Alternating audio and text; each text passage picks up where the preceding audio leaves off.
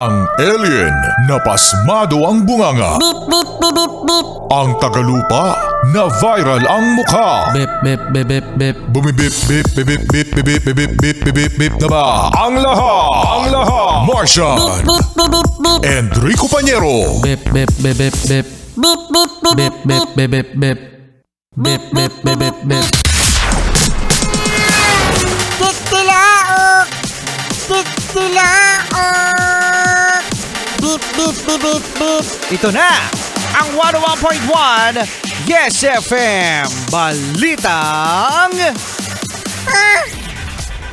Hoy, sa mga Yes Pre natin dyan na merong anak na 16 years old pababa. Meron na ba silang Facebook? May Facebook account na ba sila? Siyempre meron. Meron na ba silang Instagram account? Siyempre meron daw. Meron na ba silang TikTok account? Meron na rin. Lahat dito, Panyero. Say it, name it, they have it. May iba na talaga mga kabataan, ano? Kasi eto, no? Siguradong bad trip mga yes friend ang mga kabataan sa Australia kasi ang kanilang Prime Minister ipagbabawal na ang social media sa mga 16 years old pababa. Yes, ito daw ay para maproteksyonan ang mga kabataan sa mga harmful effects. Yan, oo, no? Influence ng social media. Okay, so ang gagawin mga yes friend, medyo high-tech ang gagawin nito kasi bago mag-register sa social media sa Australia daw, ay gagamitin daw ito ng biometrics at ID. So walang kawala. Kung hindi ka 17 years old pataas, hindi ka makakapag-social media. Naku, kung dito sa Pilipinas, maraming iiyak. Maraming iiyak ng mga 16 years old pababa. Ayan. Kasi ang mga 16 years old pababa dito, usually mga yes friend, naglalaro lang naman yan sa cellphone eh. Hindi ka sure. Hindi ba sure? May mga Facebook account nga talaga sila. Nakikita natin mga yes friend, may Instagram, lalo na siguro ang TikTok. Mayroong mga account yung mga kabataan na yan, ano?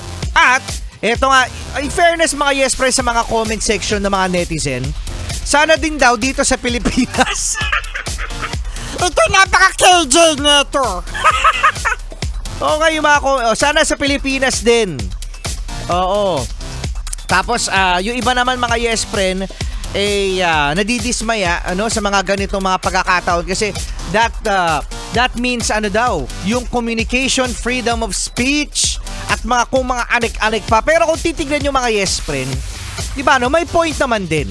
Oo, kasi ang social media, aminin naman natin mga yes friend na maraming magagandang na idudulot ang social media, pero sa ngayon mas marami na ang nakasasama. Aminin naman natin mga yes friend, it's so entertaining, marami mga information, pero mas marami ang mga Masasamang loob. Yung mga demonyo. grabe ka naman grabe, sabagay, meron din talagang mga nang-aabuso at meron talagang mga masasama ang mga ugali na, mga nag-i-scam at mga anik-anik pa. Siya mga yes friend, sabi ng mga 16 years old and below dyan, Buti na lang, wala ako sa Australia.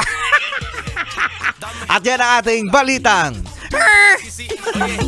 Suena bien, suena bien.